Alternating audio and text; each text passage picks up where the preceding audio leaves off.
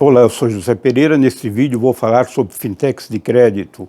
É um tema que está em evidência e que é relevante para você, empresário, para você que é investidor, para você que é tomador de recurso. Convido você a nos acompanhar na apresentação de nossos slides.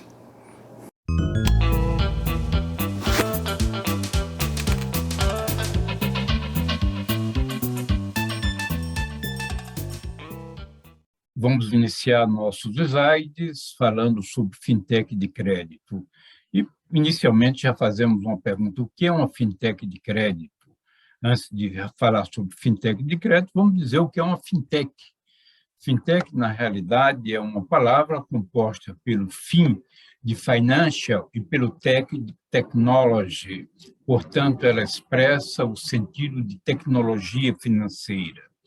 Vamos, portanto, compreender a fintech de crédito como sendo uma startup financeira que oferece produtos digitais. Então, startup tem sempre o significado de uma empresa em sua fase inicial. Entretanto, as startups, recentemente, assumiram algumas características do tipo que elas estão associadas à tecnologia, à inovação, que elas têm uma capacidade de crescer bastante significativa, chamada de escalabilidade, ou seja, ela pode multiplicar a sua capacidade de produção de serviço mediante pequenos incrementos de custos, né? A tecnologia, portanto, é o principal diferencial de uma startup financeira, segundo as próprias startups, segundo as próprias fintechs. Bem, antes de nos aprofundarmos na fintech propriamente, na fintech de crédito, vamos conversar sobre a relevância dos serviços financeiros como uma forma de estar facilitando a compreensão, de estar contextualizando a necessidade desse serviço. Então, as pessoas, de uma forma geral, nós, né, os nossos conhecidos, nossos amigos, precisamos realizar pagamentos, precisamos realizar recebimentos, transferir recursos, efetuar depósitos, realizar empréstimos. Então, a vida moderna exige todos esses volumes de transações, ou esses tipos de transações, vamos dizer assim.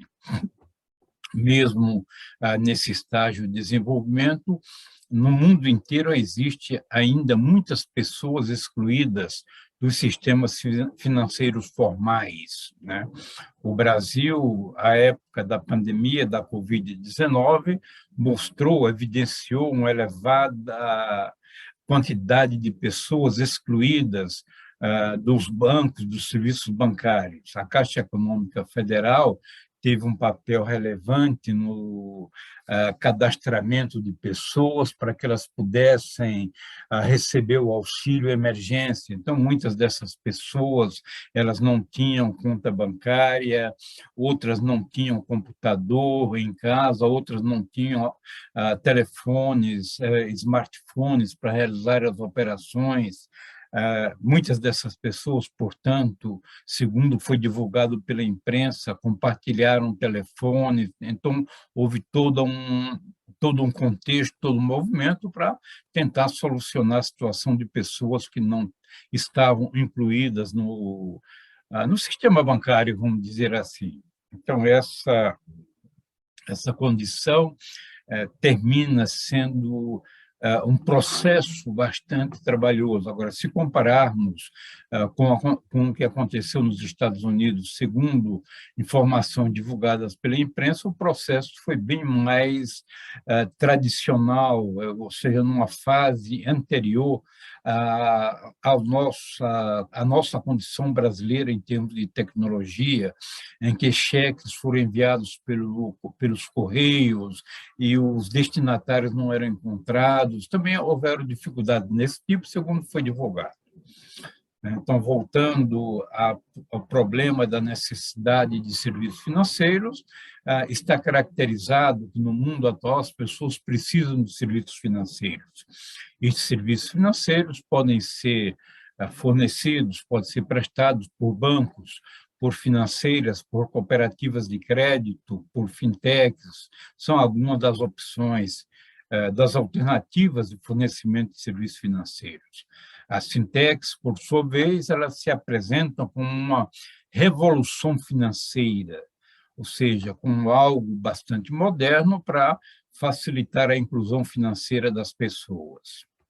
Ainda falando sobre a relevância dos serviços financeiros, as fintechs se apresentam como alternativas, como instituições que surgiram para serem uma porta de entrada das pessoas para os sistemas financeiros formais, né?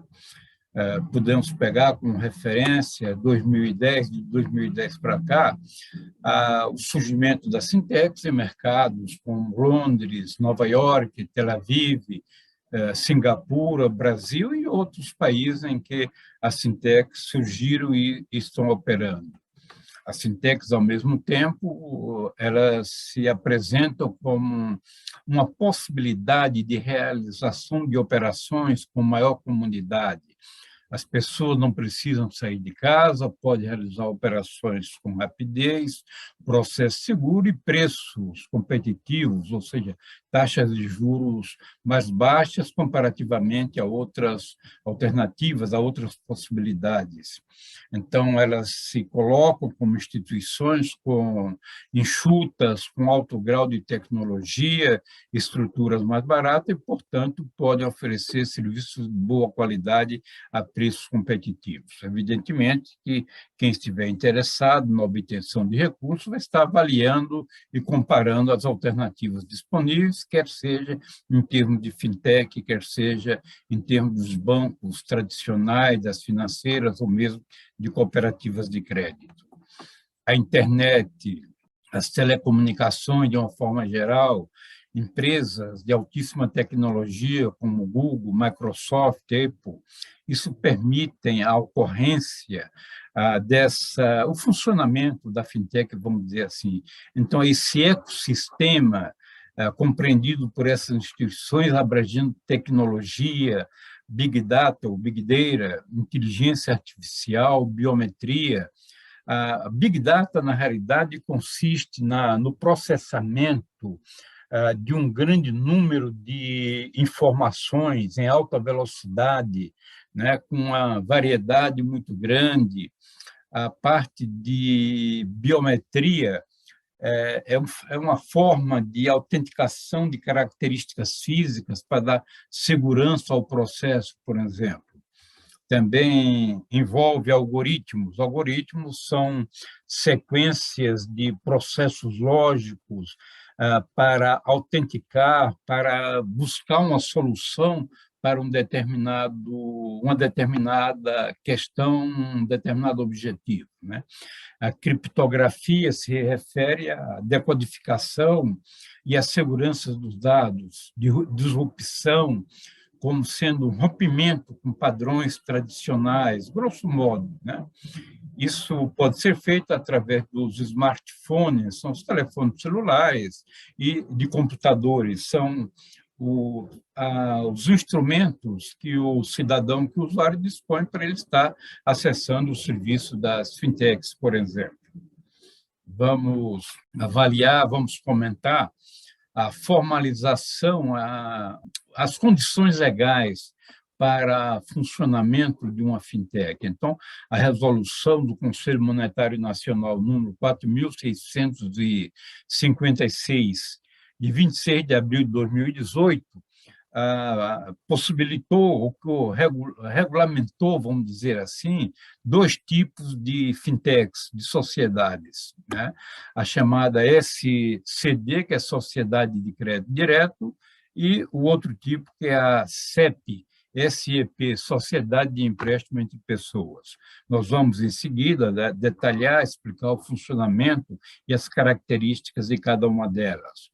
Então, ambas são instituições financeiras, precisam de autorização do Banco Central para funcionar. Em qualquer uma delas, o capital mínimo é de R$ 1 milhão para que possam ser registrados e para formalização do seu funcionamento. Neste diagrama, nós estamos apresentando a sociedade de crédito direto. O que é uma sociedade de crédito direto, né? É aquela empresa que ela empresta recursos, que financia os tomadores, as pessoas que necessitam do dinheiro para realizar, atender alguma necessidade pessoal. Uma característica típica e específica da sociedade de crédito direto, ou seja, da SDC, é que ela faz esse empréstimo, esse financiamento, utilizando apenas recursos próprios. Portanto, ela está emprestando o dinheiro dela, né? O dinheiro de seu capital social. Ela não pode captar dinheiro, depósito semelhante a um banco, semelhante a uma cooperativa de crédito. Aquilo que ela empresta é o seu capital e o risco de crédito é totalmente seu.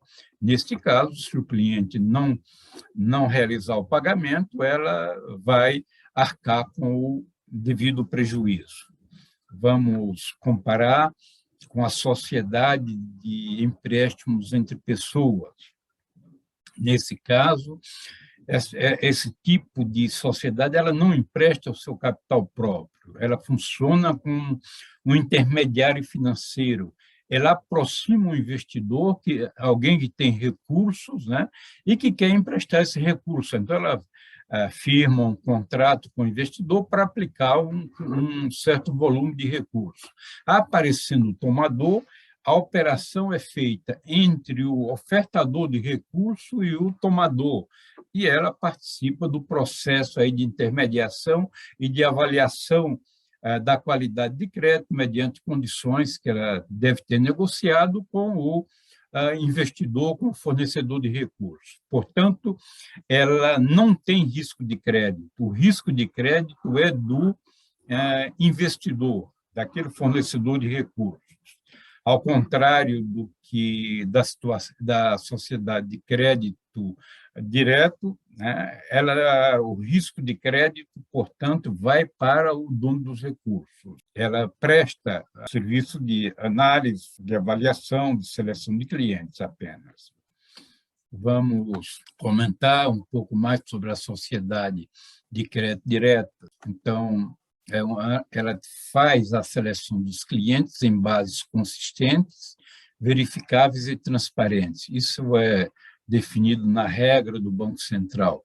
A seleção em bases consistentes quer dizer que ela tem que ter políticas de crédito, né, para que a decisão seja consistente, que ela se mantenha, o critério se mantenha para uma empresa, para um tomador, para o outro tomador e assim sucessivamente.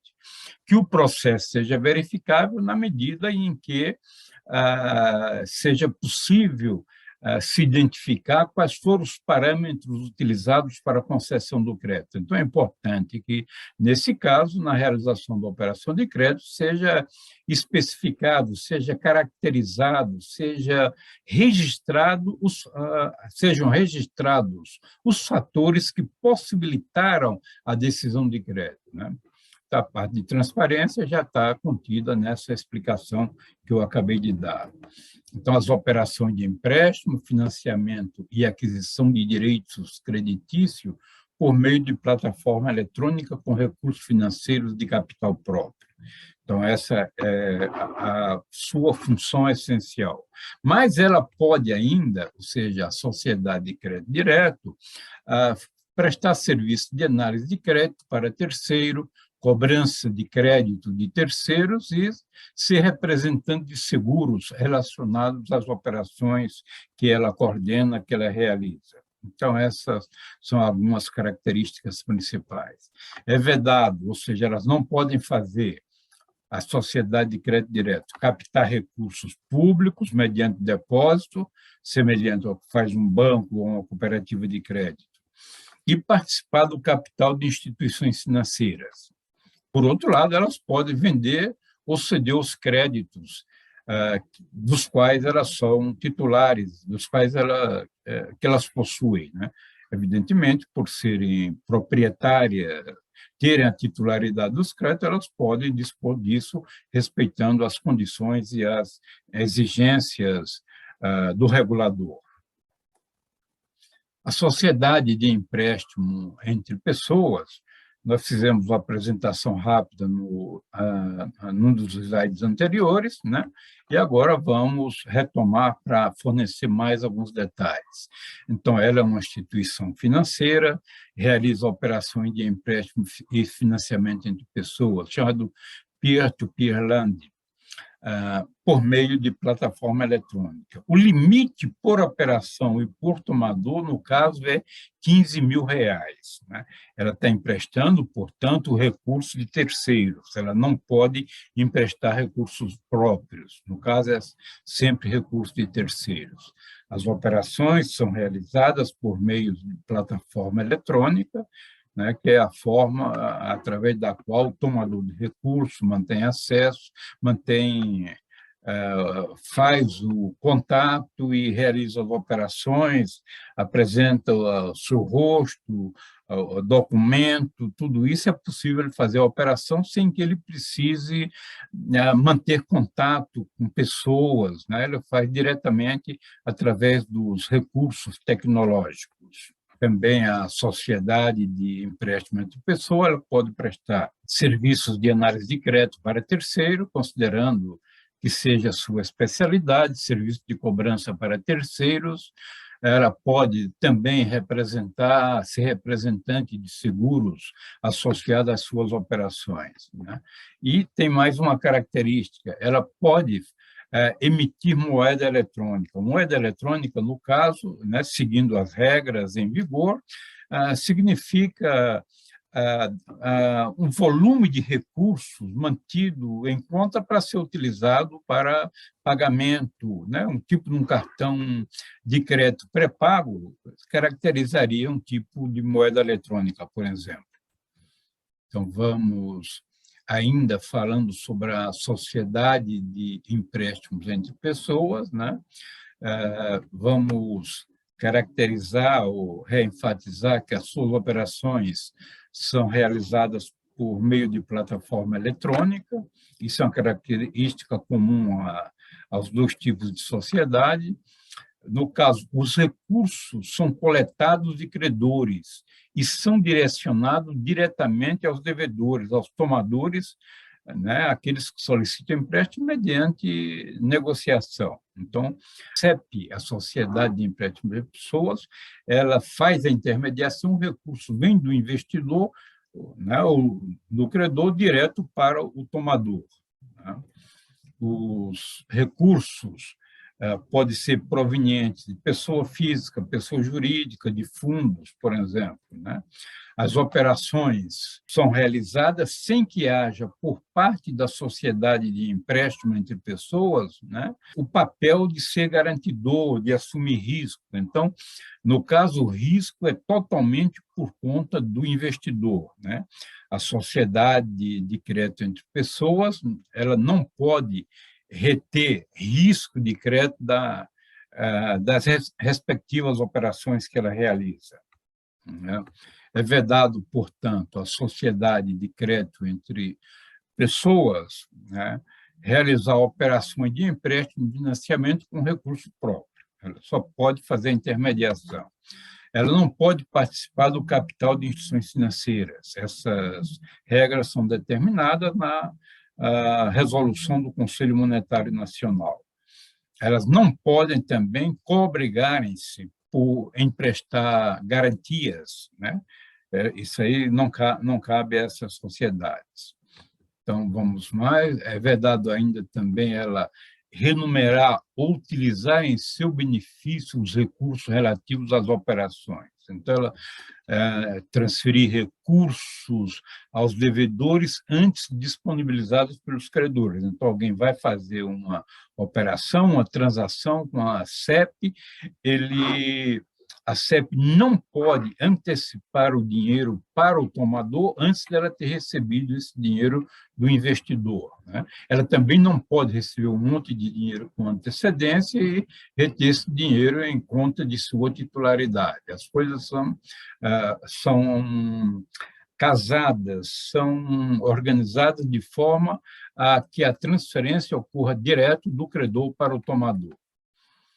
Portanto, ela não pode transferir recursos aos credores também antes do pagamento pelos devedores. Então, no vencimento das operações que foi realizada, os devedores, os tomadores de recursos, eles vão realizar o pagamento, né? E aí, nesse momento, ela repassa ao credor, ao investidor, o respectivo recurso. Ela não pode antecipar essa transferência de recursos antes que ela tenha efetivamente recebido esse dinheiro dos seus respectivos financiados. Ainda dentro da linha de não ser permitido, de ser vedado, né? Ela não pode manter os recursos dos credores e nem recursos devedores em conta de sua titularidade. Ela não pode vincular, né, o adimplemento da operação de crédito a esforço de terceiro, ou seja, ela faz a avaliação de crédito, pré-seleciona os tomadores, os clientes com aquele perfil e simplesmente a operação é feita e o risco de crédito é do investidor e do tomador. Vamos fazer algumas considerações gerais relativas a esse contexto de operações financeiras, vamos dizer assim. Então, podemos dizer que um marco na nossa história, em 1908, foi a fundação do Banco do Brasil, né, como a primeira instituição financeira brasileira. Depois ocorreram a constituição de vários bancos. O Banco Central do Brasil foi fundado em 31 de dezembro de 1964. Antes da fundação do Banco Central, o próprio Banco do Brasil realizava algumas atividades são típicas de Banco Central. Depois, o próprio Banco Central, evidentemente, foi criado com essa finalidade e assumiu o papel de regulador e de fiscalizador da atividade bancária, né? Ao longo do tempo, portanto, de nossa história, muitas fusões de bancos ocorreram, o uso de tecnologia surgiu, grandes bancos, por exemplo, como o Banco Itaú, eles representam hoje a fusão, né, a incorporação de muitos bancos ao longo de sua própria existência. A tecnologia foi algo que sempre esteve presente na vida dos bancos brasileiros, quase, não vou dizer que seja um pioneirismo, mas alguma coisa muito próxima disso. Bancos aqui dos grandes centros e também um antigo banco chamado Banorte, que era de Recife, foi um dos precursores, assim vamos dizer, do uso de tecnologia na atividade bancária. 1910 é um ano também que tem uma marca importante na história dos serviços financeiros, né? Com a primeira cooperativa de crédito fundada em Nova Petrópolis, Rio Grande do Sul. Nós temos um outro vídeo que trata de cooperativismo de crédito, se for de seu interesse, você pode estar assistindo. A tecnologia, né, as telecomunicações, armazenamento e transmissão de dados são características que estão presentes na vida das fintechs de crédito, formalizadas e reguladas a partir da resolução 4656 do Conselho Monetário Nacional, conforme já tivemos a oportunidade de falar neste vídeo, né? Existe hoje o chamado conceito de Open Bank, que dinamizará ainda mais o mercado, possibilitando o acesso de várias instituições às informações de um mesmo cliente, e, com isso, espera-se que reduza o custo do dinheiro para o tomador. Então, essas são algumas das características, das considerações que estamos fazendo relativas ao atendimento de necessidades de serviço financeiro para as pessoas de uma forma geral. Então, repassando, o mercado de produtos financeiros é um mercado bastante competitivo, né? As instituições financeiras brasileiras são evoluídas tecnologicamente, conforme já tivemos a oportunidade de comentar. o ecossistema fintech tem estruturas enxutas e decisões rápidas, né? Estamos reafirmando. Os bancos estão respondendo com agilidade à competição apresentada pelas fintechs, né? As cooperativas de crédito, em dezembro de 2020, já tinham algo da ordem de 12 milhões de cooperados, né? Entre pessoas físicas e pessoas jurídicas, né? Os clientes, na sua racionalidades, vamos dizer assim, né? O meio financeiro, o lidar com dinheiro, ele exige racionalidade, exige cuidado. Então, os clientes buscam, de uma forma direta, um bom atendimento, praticidade, rapidez e preço. Então, essa racionalidade é sugerida para os clientes para que possam usufruir, escolher entre as alternativas disponíveis aquelas que sejam melhores ou a que seja de sua conveniência. A cultura, né, a instrução, a situação financeira do cliente que precisa de empréstimo ou de financiamento pode direcionar o tipo de fornecedor que ele está procurando, ou seja, banco, financeira, cooperativa de crédito, fintech, são essas as opções. Nós estamos falando sobre fintech, sobre crédito, alternativas, aproveitamos para lhe informar que em nosso canal de crédito, finanças e controladoria, temos, né, um conjunto de vídeos que trata de assuntos ligados a crédito. É uma playlist específica sobre isso. Vamos, então, fazer o fechamento de nosso vídeo. Este vídeo ele apresentou as fintechs de crédito, a sociedade de crédito direto e a sociedade de empréstimo entre pessoas, conforme mencionamos várias vezes. Se você gostou, deixe o seu like, deixe seus comentários.